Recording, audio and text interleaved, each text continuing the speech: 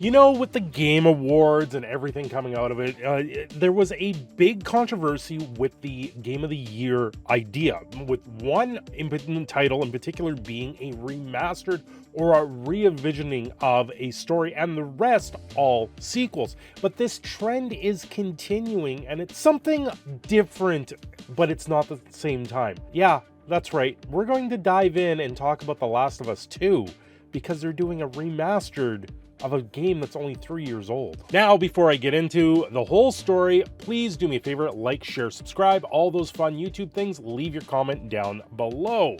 Anyway, with The Last of Us 2, Eurogamer is now putting out an article here saying, are there too many video game remakes and remasters? And I have to agree. I have to say, yeah, the amount of video game remasters, the lack of something new out there on the market is what's going on.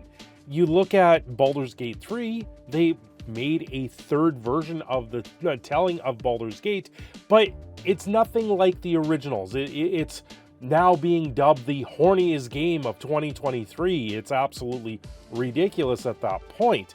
But with The Last of Us 2, a game that only came out on the PS4 and then moved forward, and now they're doing a remastered version of the same game only a few years after it first came out. This is like Skyrim coming out with a new version of the Anniversary Edition. And you know what? We're going to have to look forward to the next 10 years of Starfield being re-released over and over again, but this is a trend that we are seeing in the gaming world. While The Last of Us 2 was launched on the PS4, it is still just 3 years from that game's arrival. How do you feel about it being a remastered, and are its DVD extra style editions worth the $10 upgrade?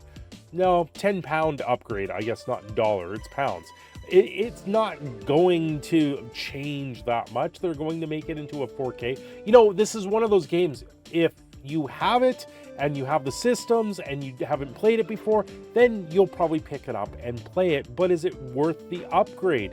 That'll be the big deal. They also discussed about the Dead Space and Resident Evil 4 being put out there again. It's good these games are finding new audiences, but we are in danger of focusing too much on the past and on safe, known franchises. Now, this year alone, we've lost a lot of games. Emulation tries to keep the games in history, and I gotta say, after being able to play on the Switch, after stuff that I've seen on the Switch where they've introduced or added in where you can play the Super Nintendo, the Nintendo, the N64, the Genesis, where you can play all these extra older games on the Switch. I think that has value in itself. But when you get a single game that's getting a remastered time and time again, you gotta wonder at what point is it too much? How much is too much for a remaster at this point? Resident Evil 4 getting a nod for a Game of the Year nomination, I think, is a complete and dreadful thing. It goes to show you that there's not much out there on the market when it comes down to the year of 2023. Although we had amazing games come out. We had Hogwarts Legacy, Starfield, which a lot of people found very not great. Lies of P, absolutely amazing looking game. Very hard game. It probably didn't get the nod for the nomination because no one could get through the game.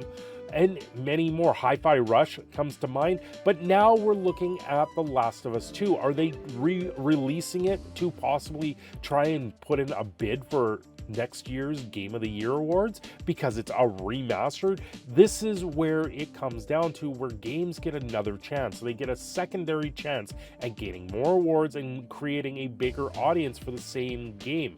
Or is it just the same players shelling out more money for the same game over again? Anyway, I've been your Prod Canadian Phoenix Cineshadow. I'm signing off here. Don't forget to like and subscribe, and I will see you again very soon.